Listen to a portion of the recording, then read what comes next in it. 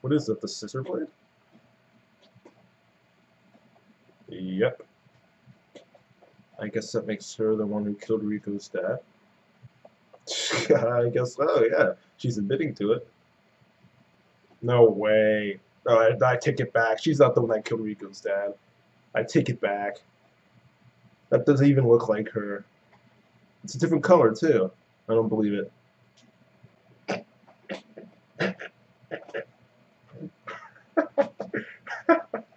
Was that supposed to be an angry face? All it did was make me laugh. Oh, man. I really have stopped caring about Ryuko.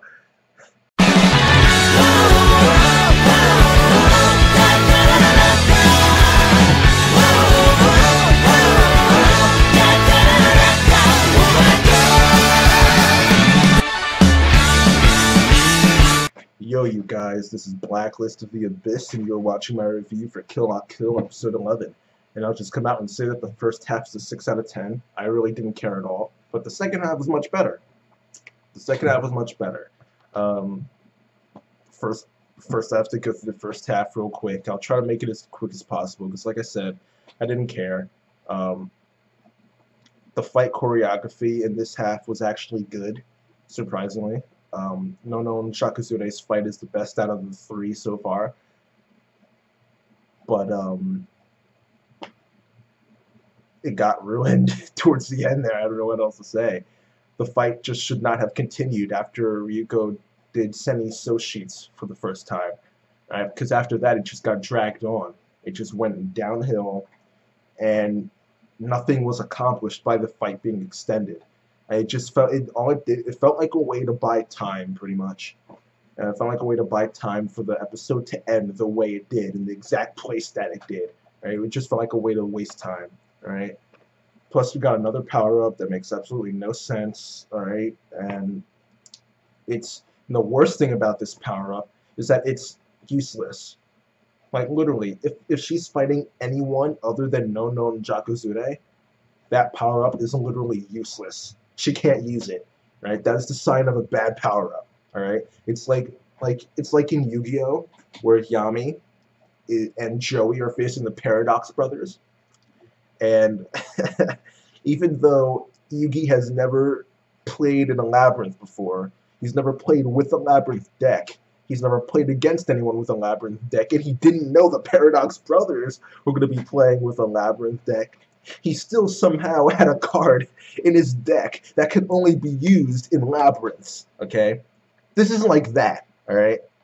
A power-up that makes no sense, a power-up that you cannot possibly use against anyone other than Nono and Jakuzure.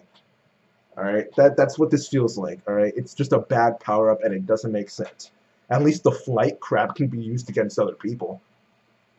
You know, Senketsu turning into a giant eye is even stupider, but I guess that could be used against other people.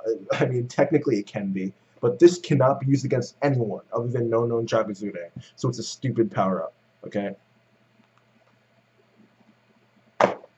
And the worst part, actually no, I guess that is the worst part, that stupid power-up, but the second worst part of this fight being extended is the fact that it didn't add anything to the fight. Like, not only did it not add anything to the story, like I said before, but it didn't even add anything to the fight. Nothing happened. It was like 2 blasts. That's it. Literally, it was blasts for 4 minutes straight. You can count. You can go back and count them. 4 minutes of blasts with a tiny break in between to give Ryuko time to talk to Senketsu. All right, but like, other than that, it was literally 2 blasts for a total of 4 minutes, and that's it. Okay, so extending that fight added nothing to the fight, it added nothing to the story, and it just forced Ryuko to get another BS power-up that made no sense and is literally useless outside of this one particular fight. Alright, so the fact that the only reason I'm even giving this half of the episode a 6 out of 10 is because of how good the beginning of the fight was before Nono got back up with her encore, alright, with her Dick Capo, whatever, alright? That's the only, the stuff that happened before then is the only reason I'm giving it a 6 out of 10. And we even saw Ryuko try to avoid no altogether and go after Satsuki. Like that, this part of the fight was actually good, but it got ruined. So the first half is a 6 out of 10. The second half is much better though. Um, you got a scene of Iori. He's trying to find problem areas with the 3-star regalia, uniform things, whatever. So that's cool to know that they're trying to improve. I guess that's the entire purpose of this fight, in order to get data on Ryuko and to power up the 3-star uniforms even more. And after that, we see Sumugu show up. He gives Mikisugi this bullet thing, and it looks like it's made out of life fibers. Apparently, it's a big deal because there's only one of them. And Mikisugi's planning on using it on Ryuko, so I don't know if I guess it's either going to limit Senketsu's power or it's going to destroy Senketsu altogether. But they're planning on using it on Ryuko, so that's something to look forward to. Anything bad that happens to Ryuko is okay in my book because I just don't care about her anymore. I just don't care. If she's in pain, I will probably enjoy it. I'm not gonna lie. I'm a bit of a sadist. Okay. If she's in pain, I'll probably like it. But yeah. After that, Sanagayama gets up. He's gonna fight Ryuko, and the writers must hate Sanagayama because they go out of their way to make him look like crap. They did it before by having him embarrass himself against Ryuko. Now they're doing it again here. He just embarrasses himself. Satsuki literally tells him, "Get back," and he decides to ignore her orders for some reason, which makes no sense. Okay. I guess you could say he didn't hear her, but this is Kill La Kill, so he heard her. You can be like 10 miles away and still hear people and Kill La Kill. Okay. He heard her. All right, and he ignored her orders, and he attacked Harime anyway, and he embarrassed himself, got dominated. All right, she takes Sanagayama out easily, very, very easily. Boom, boom, and that's it. Apparently, what she did was she severed the Banshee, and the Banshee is apparently the life fiber. It's the most important life fiber in the Goku uniforms.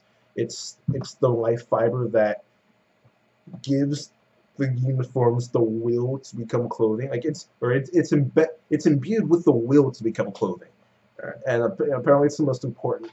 It's the most important life fiber in the whole Goku uniform. What exactly it means to imbue it with the will to become clothing, I have no idea. That doesn't even make sense. That's a modern status crap right there. I have no clue how you go about giving fibers the will to become clothing. I would assume a simple sewing machine would be enough. Like, come on, I don't get that part, but whatever. It's Kill La Kill again, so whatever. But for once, we actually see Satsuki lose her cool when Harime shows up, so that's kind of cool to see. We've never seen that before. We even see Mama Kiryuin again, Ragyo. We see her in her rainbow hair, and she's getting out of the bath, and she walks into her wardrobe, and it's all of her clothes are Goku uniforms, probably even Kamui, to be honest. Like her entire wardrobe is this Goku uniform, shining from all the way over there to all the way over there, just nothing but shining. She shines more than Satsuki, and Satsuki shines more than Maxi from Dog and Scissors. So for her to shine more, for Ragyo to shine more than Satsuki, she's really, really shining. All right, really shining. Maxi-sama is getting jealous right now. Okay, Ragyo is shining, and we learn from her and that other girl. I forgot her name. Yeah, I forgot her name, but I didn't really care enough to remember. But apparently Harime is the Grand Couturier, which is like a designer of sorts. They make and sell clothes, and Harime makes and sells clothes for Reeboks. So she's pretty legit to be the Grand Couturier, not like a normal one, but grand.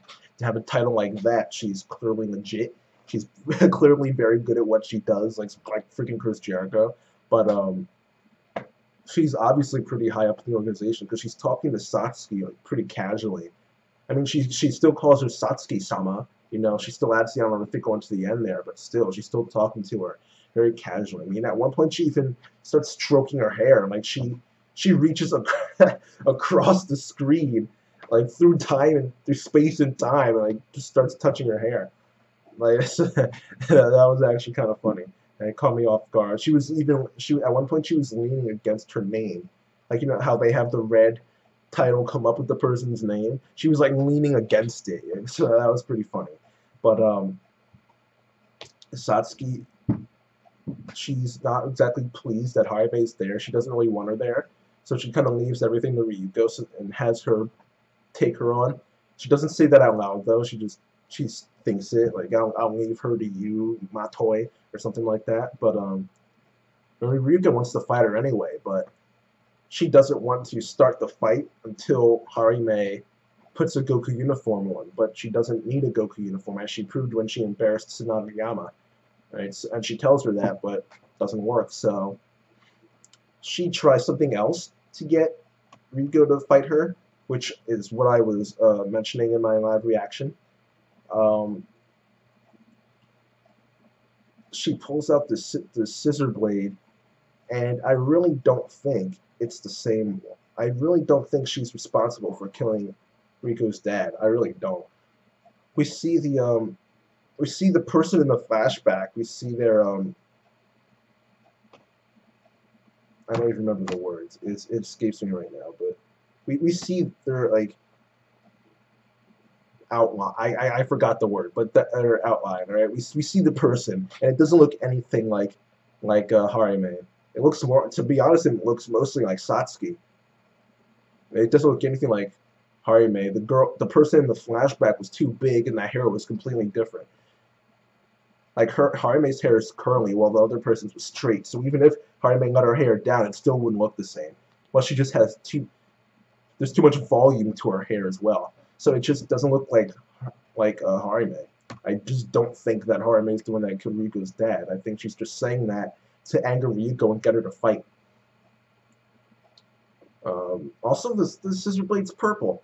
It's purple. Ryuko's supposed to be fighting the other half of her scissor blade. The other half of her scissor blade should be red, not purple. So I just don't think that Harime killed Ryuko's dad. But the two of them are going to fight now, and that's how the episode ends. Ryuko's stupid face, where that was trying to be angry, but was really just kind of stupid. If you want to see an angry face, go look at Eren in Attack on Titan when he decided to go fight the female Titan. That was anger. That was rage. That was just that was how you do it. All right. This face was just stupid though. This face Ryuko made was just stupid. All right. But yeah, that's the end of the episode. It's safe to assume that Ryuko's going to lose this fight, which is a good thing, because she needs to get her butt kicked. It's been far too long, and she's in dire need of a butt kicking, alright? Her ego's gotten too big, she's gotten too many power-ups, it's just gotten way too stupid. I've stopped caring about this mini-arc entirely. Okay, Harime is the only thing I care about right now, and she needs to kick Ryuko's butt and teach her a lesson. She needs to beat Ryuko. But, yeah, that's it for this episode. The second half, I guess I'll give an 8 out of 10, I guess. Because it's like a fake reveal. You know, it's not a real reveal that with the scissor blade and everything, it's a fake reveal because I really don't think that she killed Ryuko's dad. So, it's not like a great part or anything. It's good. You know, so overall, I guess I'll give the episode a 7 out of 10. But that's it for now, you guys. Rate, comment, subscribe. And I'll see you guys next time.